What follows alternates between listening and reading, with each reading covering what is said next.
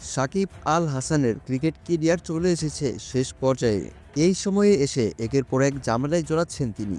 প্রথমে পতিত সরকারি দলের সংসদ সদস্য হয়ে জনরোষের মুখে পড়ে দেশে আসা বন্ধ হয়েছে তার। এরপর এখন বোলিংও পেয়েছেন নিষেধাজ্ঞা, যার ফলে তার ক্রিকেট কেরিয়ার শেষ হওয়ার আগেই শেষ হয়ে গেল বলে মনে হচ্ছে। এমন ধারণা করেছেন ঢাকা ক্যাপিটালসের কোচ খালেদ মাহমুদ সুজনও। তার অভিমত, সাকিব আল হাসান কখনো ক্রিকেটে ফিরতে পারবেন না। সম্প্রতি এক সাক্ষাৎকারে তিনি বলেন, সে বিশ্বসেরা অলরাউন্ডার, তবে একদিন তাকে অবসর নিতে হবে। চিটাগং কিংস তাকে পায়নি, বড় ক্ষতি হয়েছে তাদের। তাকে সরাসরি দলে এনেছিল দলটা, তারা পরিস্থিতিটা বুঝলেও অন্য কাউকে দলে বেড়াতো। তার মতো খেলোয়াড় দলে থাকা মানে অনেক বড় বিষয়, তবে সময় সবকিছু ঠিক করে দেয়। বাংলাদেশের হয়ে সবশেষ খেলেছিলেন গেল বছরের সেপ্টেম্বরে। এরপর থেকে সাকিব জাতীয় দলে ব্রাত্য হয়ে আছেন। আইসিসি চ্যাম্পিয়ন্স ট্রফির দলেও তাকে বিবেচনা করা হয়নি।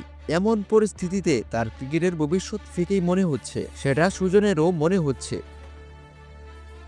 তবে সাকিব শিগগিরই দেশে ফিরবেন বলে অভিমত তার। তিনি বলেন, আমি মনে করি না সে আর খেলতে পারবে, তবে সে দেশে ফিরবে কোনো একদিন, এটা নিশ্চয়ই হবে। তবে আমার মনে হয় না সে আর খেলতে পারবে।